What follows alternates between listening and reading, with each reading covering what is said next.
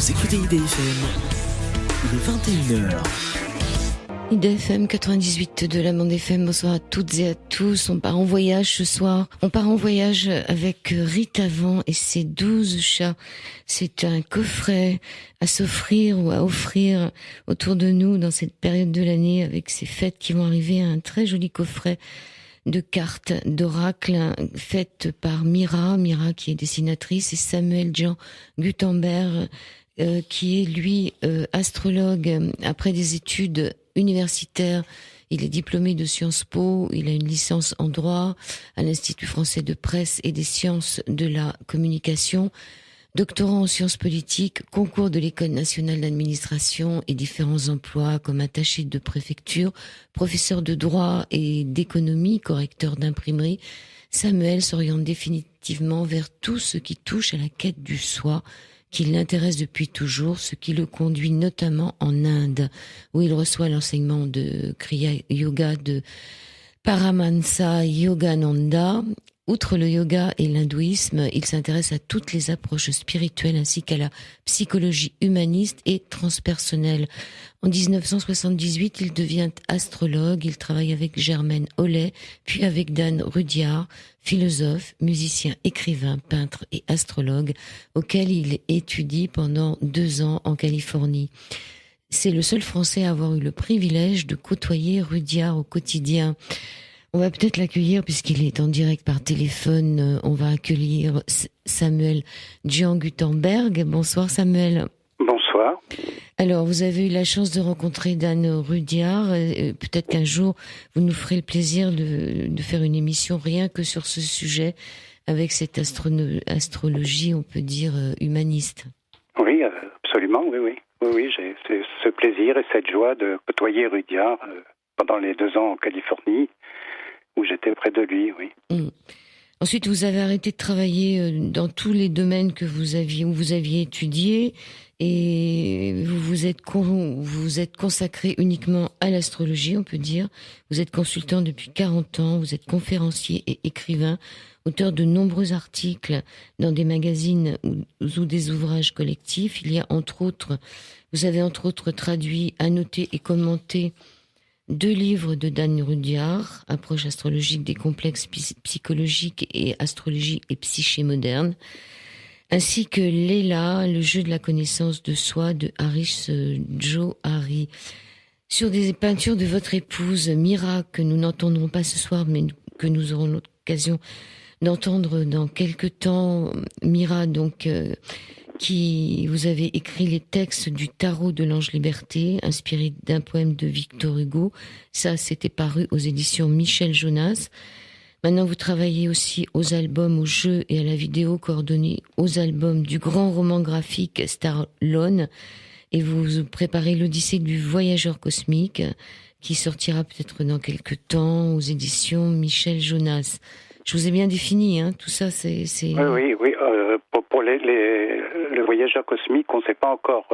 Normalement, c'est chez Très Daniel. Hein. C'est chez Très Daniel, d'accord. Oui, mais on sortira aussi chez Michel Jonas, toujours avec les reproductions des peintures de Mira, et puis mes textes, un livret sur les 12 signes du zodiaque. Ben justement, ces signes du zodiaque, on va les retrouver. On va peut-être parler un peu de Mira, parce que c'est quand même elle qui a fait toute l'illustration de ces cartes, de ces lames, on peut dire. C'est dans la perspective de l'art sacré et visionnaire qu'il convient de situer l'art de Mira, à travers sa créativité propre, son sens des couleurs, sa capacité à donner forme à l'essentiel. Elle se relie à cette dimension du transcendant. En ce sens, son art acquiert quelque chose de magique, voire de chamanique. On peut dire qu'elle est une magicienne dans la mesure où elle a cette incroyable capacité à rendre vivante son œuvre, si bien que le spectateur se sent transporté au cœur de son être pour y puiser non pas une satisfaction uniquement esthétique, mais encore une force intérieure qui le pousse à aller au-delà de lui-même vers ses hauteurs intérieures qui lui permettent de s'élever et de toucher à sa dimension céleste. Alors Mira, elle a fait beaucoup de choses. Elle a d'abord écrit un livre qui s'appelle « Je te salue ma vie », qui est le parcours d'une artiste indomptable, qui est paru aux éditions du Souffle d'Or.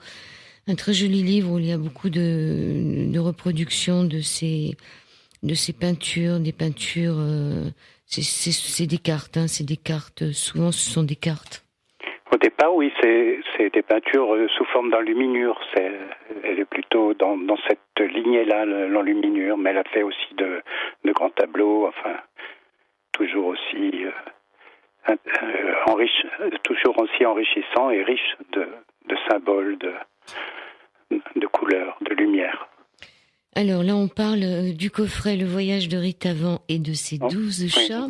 En fait, comme c'est un nom, excusez-moi, comme c'est un nom hindou, on dit Ritavan. Ritavan, d'accord. Voilà, oui. Et bien justement, ça va nous permettre de savoir quelle est l'origine de Ritavan. Alors, ça s'écrit Ritavan, mais ça se prénomme Ritavan. Voilà, en sanskrit, parce que c'est un nom indien, hindou.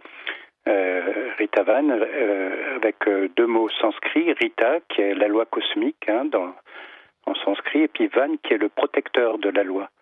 Donc, on a donné ce nom au petit enfant bleu parce qu'il est le protecteur de la loi. Et en passant, c'est le nom qui m'a été donné en Inde quand j'étais en Inde.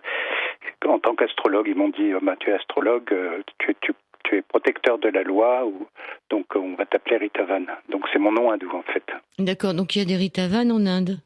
Il y a des Ritavan en Inde, oui. Encore que c'est un nom assez rare, finalement. Alors Ritavan, c'est le gardien des trésors et des lois de l'univers. C'est un précieux compagnon et un véritable guide. Il nous rappelle que la vie est un chemin de connaissance de soi dont le but est de nous amener à développer le meilleur de nous-mêmes. Voilà, dans ce livre, donc ça s'appelle aussi La légende de l'âme. Oui, on peut l'appeler aussi comme ça, tout à fait, oui. Oui, parce que c'est on peut dire que c'est le travail de la vie dans l'incarnation pour nous relier à notre âme profonde, à notre être essentiel.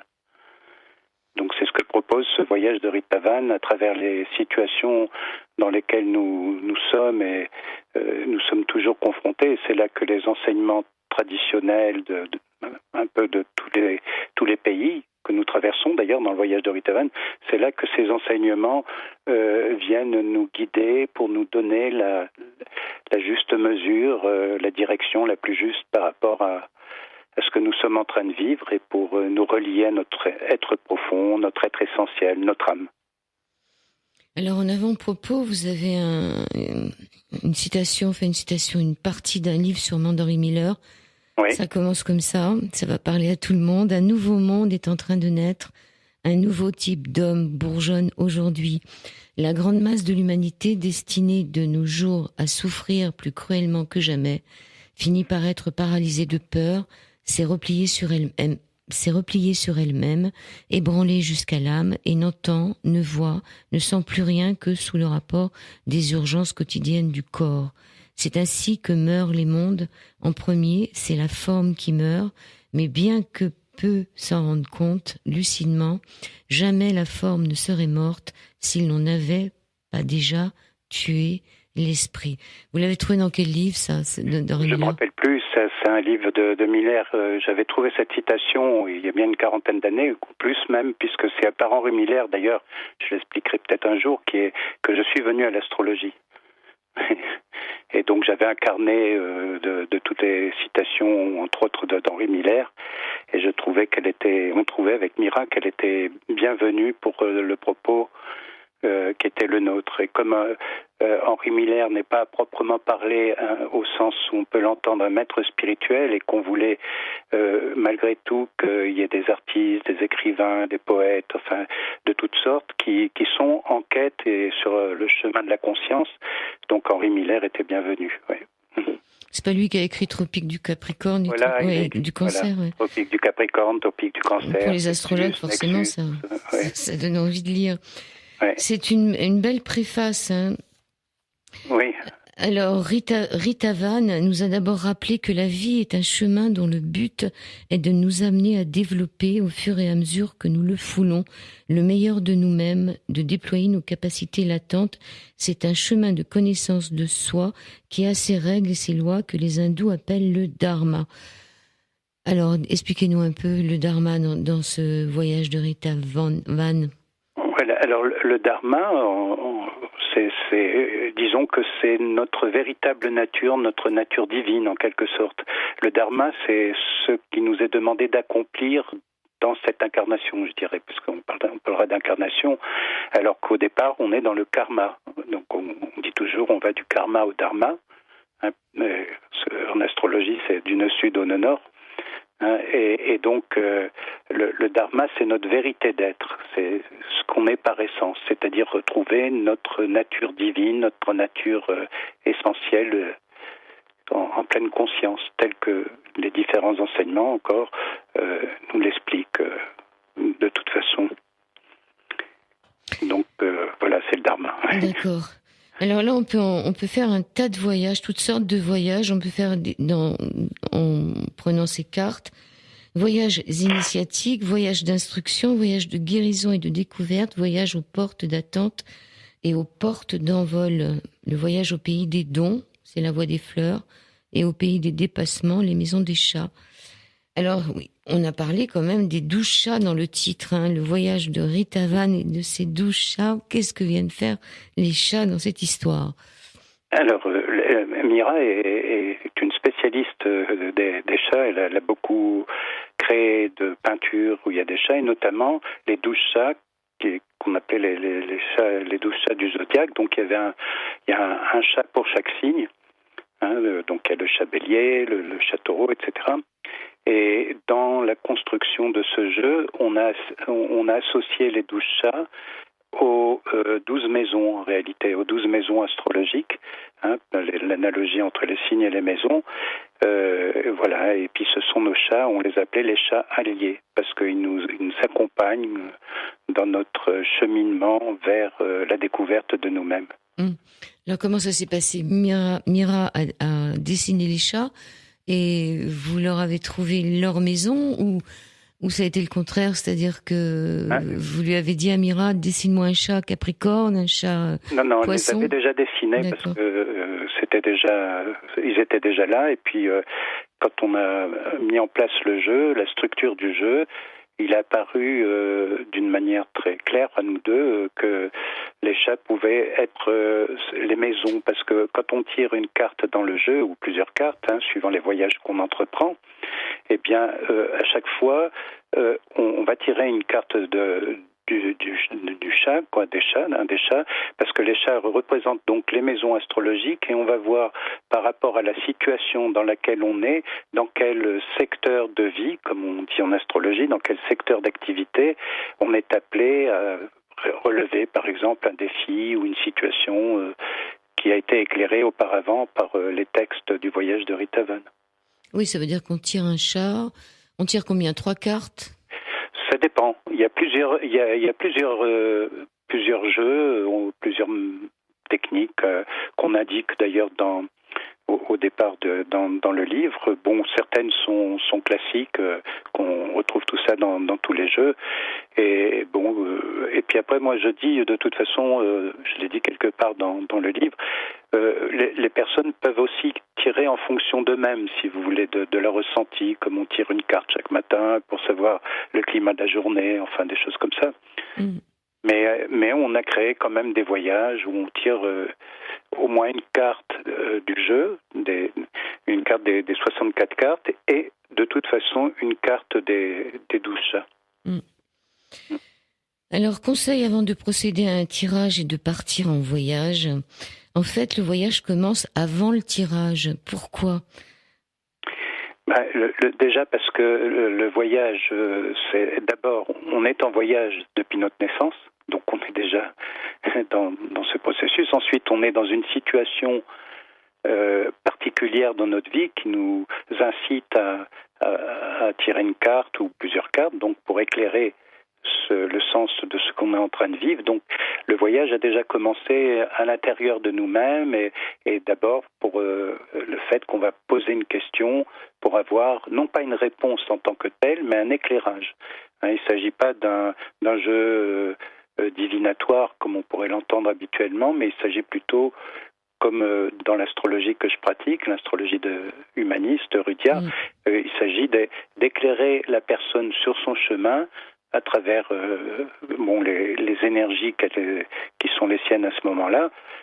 Et donc, à partir de là, on va lui permettre de prendre sa destinée en main.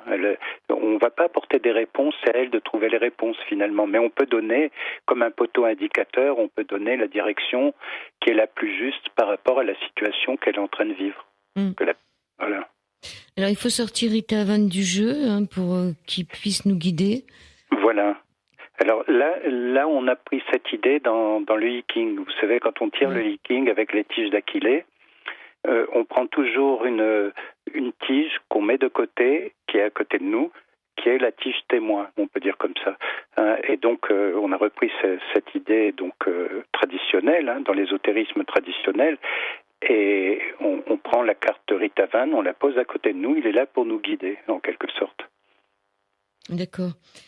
Donc prendre un cahier aussi pour pouvoir prendre des notes, s'installer dans un endroit calme, ça paraît normal, faire un tas à part avec les 12 cartes des maisons des chats, enlever la carte Rita Van du jeu et garde-la bien visible près de toi, il va t'accompagner et te guider avec ta petite voix intérieure. Ferme les yeux, laisse aller toute tension et concentre ton regard intérieur sur le point entre les deux sourcils. Respire calmement. Quand tu te sens parfaitement détendu, demande intérieurement à Rita Van de t'éclairer, te conseiller et te guider dans la situation que tu vis en ce moment. Et quand tu te sens prêt, ouvre lentement les yeux et suivant le tirage que tu auras choisi, laisse-toi guider vers là où les cartes de ton voyage et procède au tirage. Il y a plusieurs petits points sur les cartes qui correspondent à les fleurs, les... Voilà, donc on a illustré, on a mis des petits points suivant le voyage pour voir, par exemple, les voyages aux portes d'envol. Il y a un petit point bleu à côté de la carte. Les différents voyages, par exemple, le voyage de découverte, il y a un petit point violet. Pour chaque voyage, il y a une petite couleur comme ça. C'est pour donner, quand la personne, quand elle connaît bien le jeu, quand elle tire une carte, elle sait tout de suite, parce qu'elle a appris à décoder le jeu, en voyant le petit point, elle sait tout de suite à quel voyage elle peut se référer. Et ensuite, en ce qui concerne la lecture des cartes, la lecture est longue. Il y a quand même 2 pages d'explication de la carte.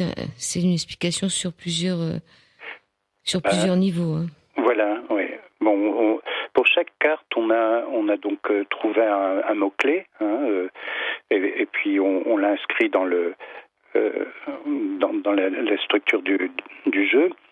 Et on a toujours commencé par une citation, là encore, une citation d'un maître spirituel, de toute spiritualité, mais aussi des citations d'écrivains, de poètes, enfin de gens qui sont inspirés et qui ont été inspirés à nous donner des formules qui nous éclairent dans notre cheminement dans la vie. Oui. Ouais. Et puis après, bon, il y a différents textes qui vont dans ce sens-là. Il y a la légende du voyage qui permet. Ça, c'est plutôt Mira qui a écrit la légende du voyage, parce que Mira, comme vous avez pu le voir et le lire dans son livre, Je te salue ma vie, elle écrit aussi bien qu'elle peint finalement. Et elle écrit de la poésie aussi, et donc dans la légende du voyage, la plupart du temps, c'est soit elle, soit moi qui avons écrit ces textes, mais beaucoup sont de Mira aussi. C'est la légende du voyage, c'est des sortes de poèmes en rapport avec la carte qui a été tirée. Voilà. Et puis il y a le regard de Rita Van. Alors ça, c'est comme dans une consultation en astrologie ou dans d'autres outils. Le regard de Rita Van, donc c'est l'éclairage de la situation et les conseils qui peuvent être donnés par rapport à ce que la personne est en train de vivre. Alors, il faut dire que ce jeu, il y a une structure derrière. Au départ, on l'a créé en fonction du jeu de loi traditionnel. C'est pour ça que on retrouve des résonances avec le jeu de loi, même si c'est pas indiqué. On l'indique dans l'annexe. Par exemple, dans le jeu de loi, vous savez, quand on joue, on peut tomber dans le puits. Donc, donc là, on a repris la case, c'est la case 31 du jeu de loi, dans le jeu de loi traditionnel. Donc la carte 31 correspond à cette... à l'histoire du puits. Donc on l'appelait la source cachée. Mais à chaque fois qu'on tombe dans... Vous vous rappelez peut-être, pour avoir joué, quand on était petit, au jeu de loi, mais là on est plus dans l'aspect ésotérique du jeu de loi. Par exemple, quand on tombait dans la prison ou la mort, le tombeau. Donc on a mis des cartes qui correspondent à ces cases. Donc on retrouve aux mêmes cases que dans le jeu de loi, on retrouve ces cartes qui vont nous indiquer des épreuves en quelque sorte. Le puits, la prison, le tombeau. Mais dans l'esprit de cette philosophie de vie, il y a rien de négatif. Les épreuves que nous traversons sont autant de possibilités, de potentialités de transformer ce que nous sommes. Donc même quand on traverse des épreuves difficiles, ce qu'on voit d'ailleurs en astrologie, quand on a des transits de Pluton ou de Saturne, on traverse, ça correspond à des moments qui semblent difficiles dans notre vie, mais qui sont en fait des moments initiatiques, si on veut bien les voir sous cet angle-là, évidemment. Alors, cette histoire de jeu de loi, ça a été donné à Mira par Jean Hab. Alors, entre autres, Mira avait rencontré Jean Hab, et puis on a travaillé aussi avec un livre de Jean Hab qui s'appelle La Gnose. Oui. Et donc... où elle avait fait la couverture. Dont elle avait fait la couverture, effectivement. Et on s'est inspiré du travail de Jean Hab sur le jeu de loi. Jean Hab, c'est... Un kabbaliste. C'est un kabbaliste et c'est quelqu'un d'une très grande érudition ésotérique et spirituelle. J'espère que j'aurai l'occasion de le revoir s'il est toujours là. Oui, il est difficile à voir, il est âgé maintenant. Oui, je sais, je m'en doute. Bon, c'est pas grave, on verra bien. Voilà, oui. Je vais vous passer là, pour ceux que ça intéresse de voir les œuvres de Mira, vous allez sur YouTube, vous tapez Le voyage de Rita Van, qui se prononce Rita Van, R-I-T-A-V-A-N, et c'est 12 chats, et vous allez avoir la musique qu'on entend, mais vous allez surtout voir des cartes de ce voyage. On se retrouve dans quelques minutes, Samuel. D'accord. Merci beaucoup. Merci.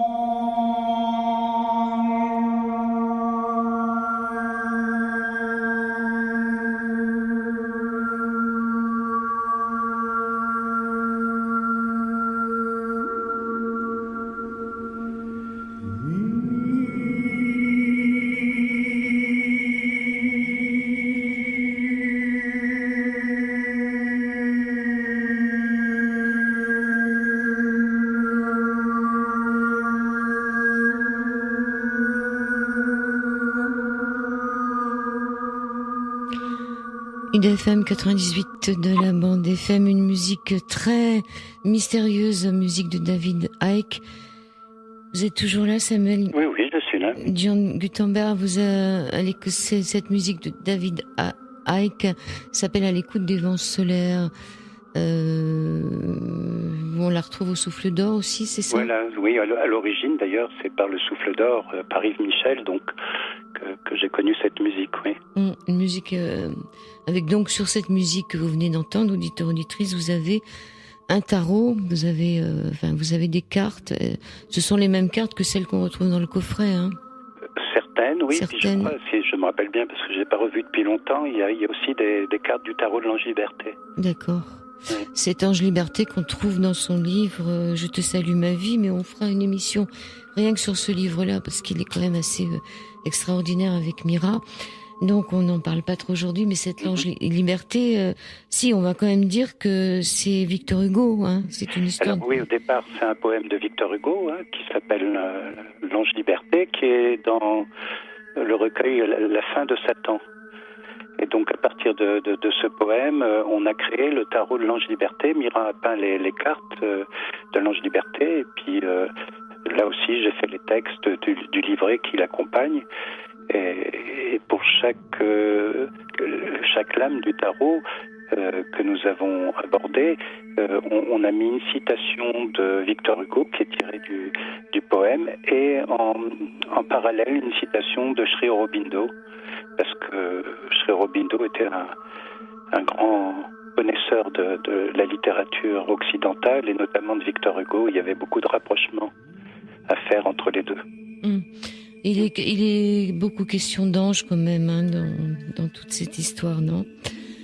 Les anges, oui, sont très présents, c'est normal. Sont très présents, oui. Il y a un très beau tableau qui est une des cartes du jeu aussi, qui s'appelle la ronde des anges. Ouais. Alors, on vous demande aussi souvent quelle est la différence entre les maisons des chats et le zodiaque des fleurs. Alors, on a bien sûr, comme je suis astrologue, et puis que Mira s'intéresse évidemment aussi à l'astrologie, elle connaît un peu, elle la connaît dans son symbolisme surtout. C'est pas une technicienne à proprement parler, comme je le suis, mais on voulait mettre l'astrologie évidemment dans le jeu. Donc les fleurs du zodiaque, ce qu'on appelle le bouquet du zodiaque, sont en rapport effectivement avec chacun des signes du zodiaque. Donc il y a 12 bouquets dans le jeu, qu'on appelait les voyages à travers les 12 dons, pour reprendre l'expression de Rudyard, justement. Il parle des 12 dons de l'esprit dans un livre qui s'appelle Triptyque. Donc les signes, les bouquets du zodiaque, chaque signe du zodiaque correspond effectivement au signe en tant que tel, avec les défis qu'il peut y avoir qui sont liés à chaque signe, suivant le niveau de conscience avec lequel on les vit, on vit chaque signe en nous-mêmes. Voilà, ça c'est pour les signes. Et pour les maisons, comme je voulais qu'il y ait aussi le côté incarné, comme on fait en astrologie, les signes sont des énergies, comme on dit, des énergies célestes, et puis les maisons sont les énergies, sont des secteurs terrestres, c'est-à-dire dans quel domaine de vie on peut, la carte qu'on a tirée peut se manifester. Donc ce sont deux choses différentes finalement, mais complémentaires. Par exemple, si on tire une carte, n'importe laquelle, et puis on tire ensuite le zodiaque des chats qui correspond aux différentes maisons, puis qu'on tombe dans la maison 7, par exemple, le chat balance qui représente la maison 7, ça veut dire que la situation dans laquelle on est en ce moment a à voir avec les relations, qui est le sens de la maison 7. Donc, tout ce qui ces relations amicales, amoureuses? Les relations, dans la tradition astrologique, la maison 7, c'est la maison du mariage, des amours, des amours conjugales. Et la maison des amours passagères, c'est la maison 5, c'est les plaisirs. Et puis il y a aussi la maison 8 qui peut être considérée, mais là ça touche à la sexualité, plus au scorpion, oui. Donc, suivant la maison dans laquelle tombe bon, c'est une expression astrologique de dire ça, la carte que nous avons tirée, eh bien, on sait dans quel secteur de notre vie, dans quel domaine de notre vie, la situation qu'on est en train de vivre est confrontée, si vous voulez. Confrontée ou pas, ça dépend de ce qu'on est en train de vivre, évidemment. Donc 8 familles de voyage et leur signification. Donc il y a 8 familles de voyage. Le voyage au pays des douces dons, le voyage au pays des douces chats alliés, le voyage aux portes d'envol pour la libération, le voyage aux portes d'attente pour le repos, les voyages initiatiques qui sont des épreuves, les voyages d'instruction qui sont des enseignements, les voyages de guérison, amélioration, les voyages de découverte, révélation. Ce sont des petits points de couleurs différentes qui se trouvent sur chaque carte, pratiquement, hein, enfin, sur les cartes. Et pourquoi trouve-t-on la Terre sur chaque carte? Donc la Terre, elle est représentée comment? Les 4 éléments sont représentés aussi sur les cartes? Oui, dans la majorité des cartes, il y a toujours la Terre, hein, que Mira a peint sous une forme ou sous une autre, pour rappeler que aussi nous sommes sur la Terre, hein, que la spiritualité que ces cartes proposent est aussi reliée à notre incarnation, notre vécu sur la Terre, et il faut pas trop l'oublier non plus, quoique aller sur un chemin spirituel, c'est une bonne chose, mais c'est pas planer à 10 000, quoi, quelque part, c'est aussi s'incarner dans la matière, hein, dans le concret, ce qu'on appelle l'incarnation de l'esprit dans la matière. Donc c'est pour ça que, enfin c'est mon point de vue, peut-être que Mira le dit autrement, mais bien qu'on est d'accord, nos violons sont bien accordés, mais elle a sa manière de le dire, moi j'ai la mienne, mais voilà, moi c'est mon point de vue, c'est-à-dire que je voulais qu'on garde en conscience qu'on est sur la Terre quand même, quoi, et qu'on vit sur la Terre. Alors Mira écrit, elle dit que finalement c'est un bébé qu'elle vous offre, ce livre, c'est votre bébé à tous les deux? C'est notre bébé, oui, c'est un de nos bébés, il y a le tarot de l'Ange Liberté, et il y a d'autres œuvres à venir qui seront d'autres bébés, oui. Mais c'est Rita Van, finalement, le bébé.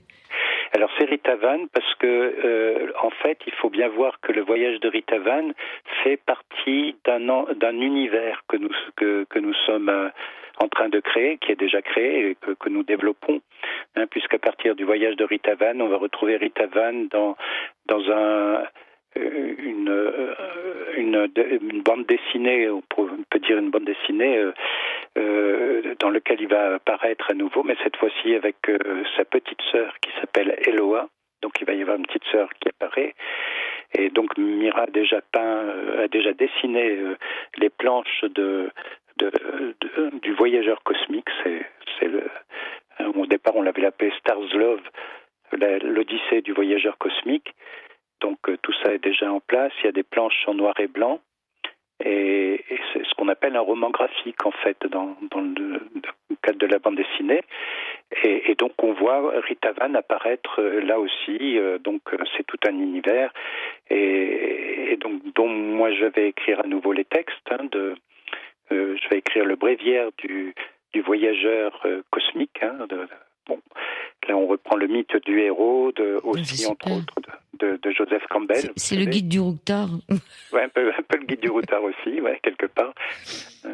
Mais là, on fait référence aux routards célestes, hein, comme disait Jack Kerouac, c'est les routards célestes, les clochards célestes, d'après Jack Kerouac aussi, auquel on peut faire référence également. Voilà, donc, et puis aussi on travaille sur, pour l'instant c'est surtout Mira qui travaille là-dessus, à partir de ces albums qui vont paraître, sans doute chez Très Daniel aussi. À partir de ces albums, on va créer un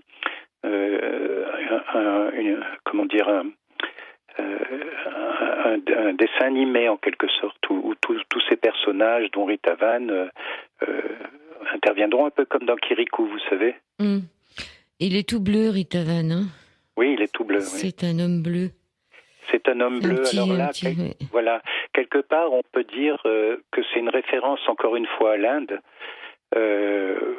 directement ou indirectement, parce que un des dieux de l'Inde qui représente un aspect du divin. J'en profite pour dire que en Occident on parle du polythéisme hindou, on se dit avec tous leurs dieux et tout ça, mais en fait il faut bien voir que les hindous se réfèrent à un seul dieu, comme nous quand on s'intéresse évidemment à Dieu, un dieu unique, mais qui prend différentes formes. Alors il y a Shiva, il y a Vishnu, et puis là, on peut dire une des divinités de l'Inde, c'est Krishna, et puis Krishna est tout bleu, c'est l'enfant bleu aussi. Krishna qui joue de la flûte aussi, bon ici... Là, c'est plutôt de la mandoline, hein. Il a comme il a toujours une sphère, une terre. Oui, la terre, oui, il joue de la terre. Et c'est comme une mandoline. Voilà. Et il est entouré de ses 12 chats. Voilà. Ouais. Alors les 12 chats, ils sont tous sages ou il y en a qui sont plus ou moins comme ils font référence, si on les prend à l'astrologie, oui, dans les énergies, on peut être. Ça dépend du niveau de conscience de la personne en fait. Quand on n'est pas conscient de qui on est et qu'on vit d'une manière, comme on dit en psychologie, compulsive, c'est-à-dire quand tout va bien, on exprime le meilleur de nous-mêmes, nos qualités, et quand on va pas bien, on exprime des aspects de nous-mêmes qui sont plus sombres. Eh bien, quand on est dans l'inconscience de nous-mêmes, on va exprimer à ce niveau-là, on va exprimer nos compulsivités. Et puis, plus on évolue en conscience, plus on s'individualise, pour reprendre là aussi une expression de Rudyard qui faisait référence au processus d'individuation de Jung. Plus on évolue, plus on grandit en conscience, plus on apprend à maîtriser nos énergies, plus les aspects positifs du chat vont se manifester pour chaque signe. C'est tout le travail de Dan Rudyard, justement, de montrer que chaque signe a son travail à faire sur lui-même, a ses défis, bien qu'ayant aussi des qualités. On va écouter encore une petite partie du voyage de Rita Van, la légende de l'âme. C'est sur votre chaîne, vous avez une chaîne YouTube. Oui, j'ai une chaîne YouTube. Samuel John Gutenberg, vous avez rien à faire avec l'imprimerie, non?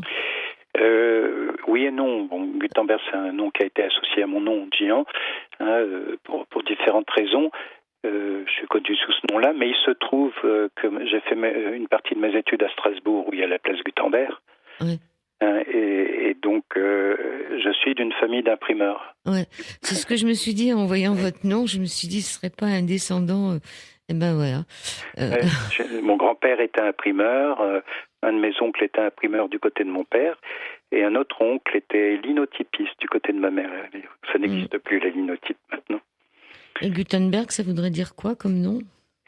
Gutenberg, c'est la montagne, hein, oui. Et Guten, c'est la bonne montagne. Celle qui a bon goût. Qui a bon goût. Bon, écoutez la musique. Oui. À tout de suite, Samuel. À tout de suite. Merci.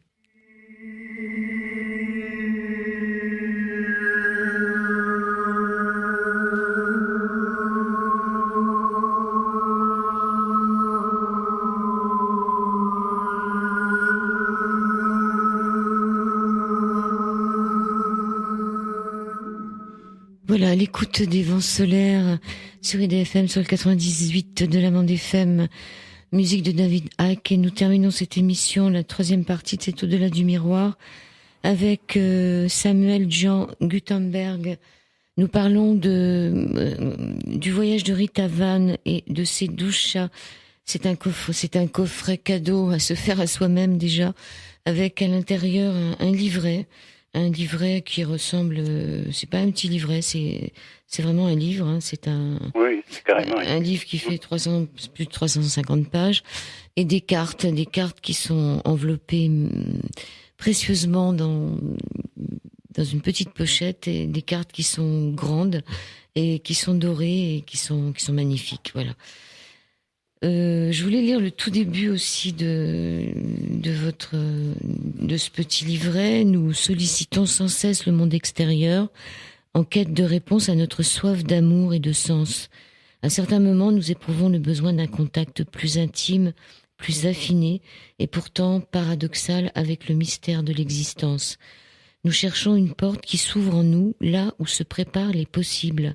Nous guettons l'entrée des lois physiques de l'univers dans notre environnement familier, résolument créative, tout en étant déterminé, réunissant l'homme et l'étoile. Nous sommes là où nous sommes, demandant à la vie un son, une image, un écho, une parabole qui nous extrait de la prison de l'illusion, nous fasse signe pour retourner à la maison, dans l'espace d'un hasard qui cesse dans les trains quand on l'observe. Ainsi, nous allons vers l'invisible pour risquer ce qui doit être risqué, pour récolter ce qui peut être reçu. Dans cette ouverture, nous sommes prêts à tirer les cartes des trésors intérieurs. Ce sont des cartes finalement qui sont vos trésors à vous, c'est les trésors de Mira et de Samuel qu'on retrouve aussi dans ces cartes. Ça veut dire qu'on est tous un peu pareils? Voilà, déjà, là encore, je citerai Rudyard, il y a ce qu'on appelle notre humanité commune. Rudyard parle de notre humanité commune.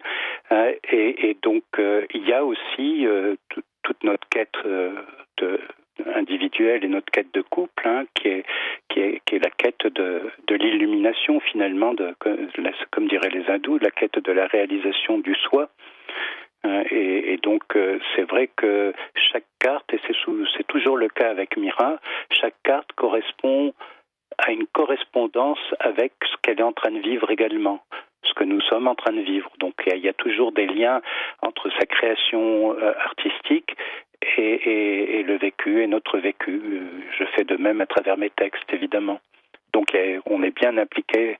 C'est pas simplement, on pourrait dire, pour ce qui concerne l'art de Mira, c'est pas simplement esthétique, comme on avait dit qu'à un moment donné, c'est aussi un cheminement intérieur qu'elle exprime. Et son cheminement intérieur, en cela, est commun avec tous nos frères et toutes nos sœurs. Et donc, chacun peut s'y retrouver aussi. Mmh. Alors, Mira, c'est votre petite sœur de cœur depuis 30 ans. Pendant vous vous êtes connus et vous êtes perdus de vue pendant 20 ans. Vous êtes retrouvés 20 ans après, c'est ça? On s'est retrouvés 20 ans après. Voilà. Autour de Michel Jonas, d'ailleurs.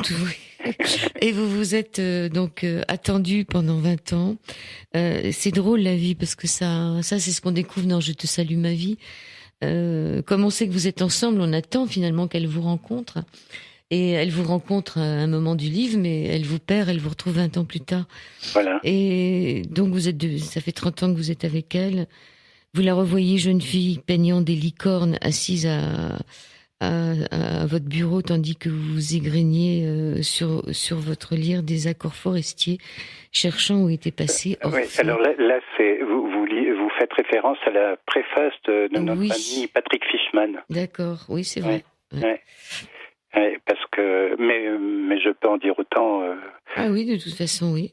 Ouais, ça fait 30 ans que vous êtes avec elle aussi, non? À peu près? Oui, ça fait maintenant 15 ans qu'on est ensemble 15 ans, maintenant. bon. Oui, et 20 ans plus 15 ans, quoi. D'accord.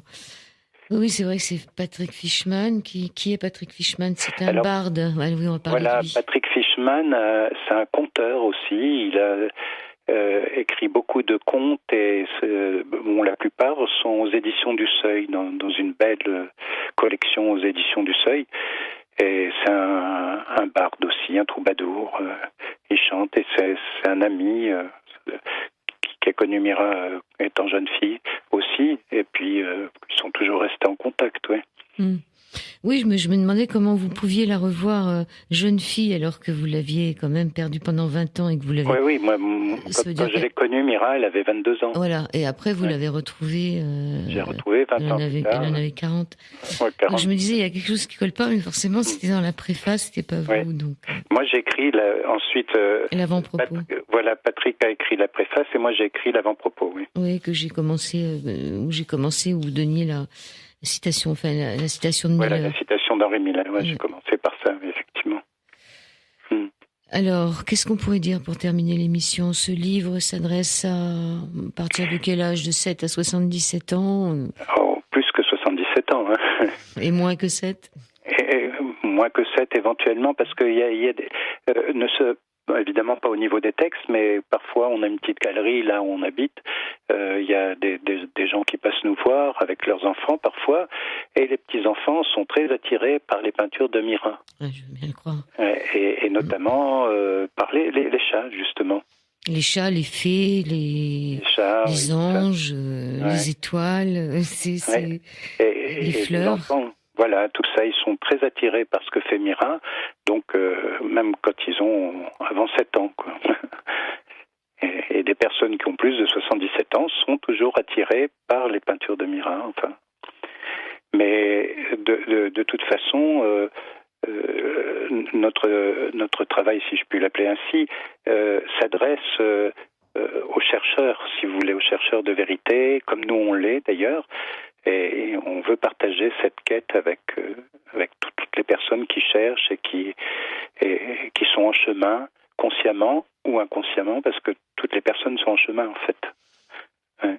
On va revenir sur la structure générale du jeu qui est bâtie sur le 63-64.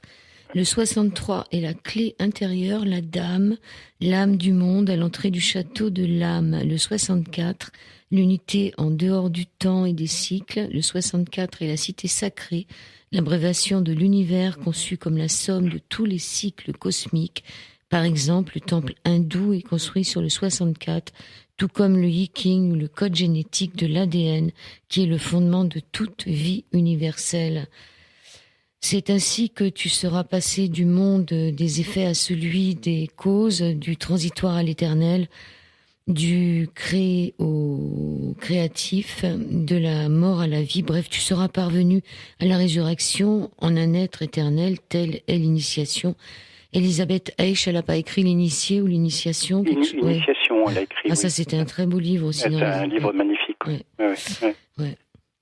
Bon, il y a plein d'auteurs. Enfin, pour ceux qui sont un peu branchés, on peut dire un peu branchés. Enfin, branchés, on ne sait pas où, mais tout du moins qui sont débranchés, on ne sait pas comment dire.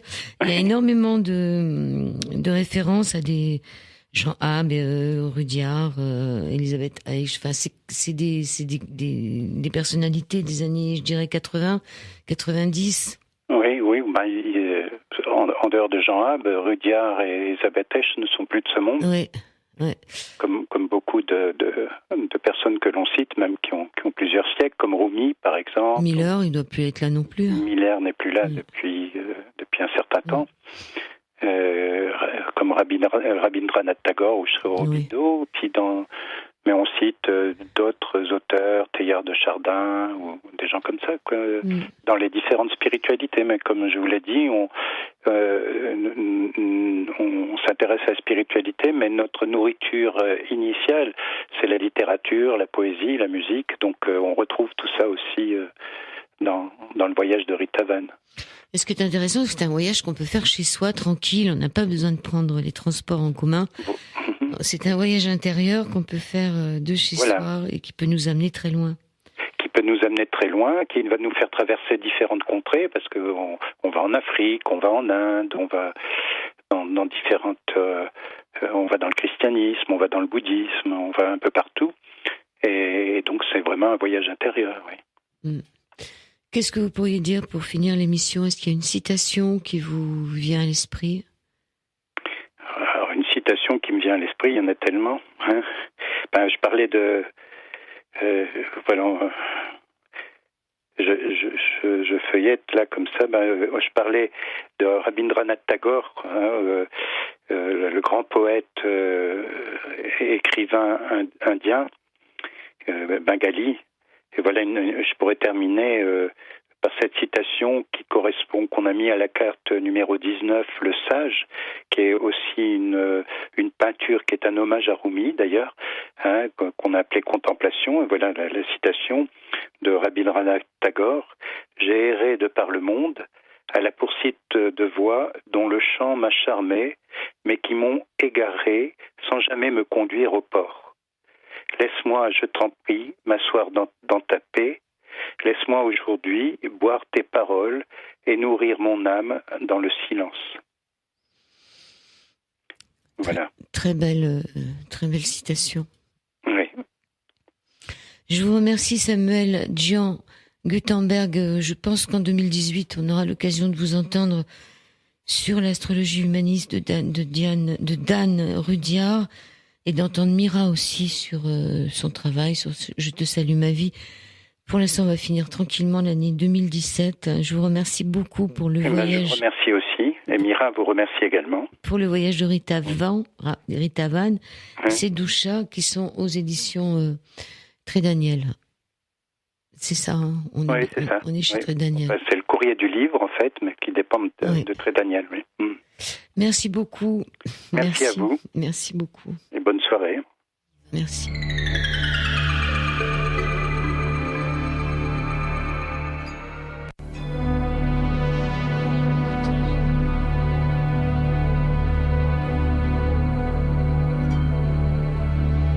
Sur les 98 MHz de la bande FM, chargez-vous en ondes positives.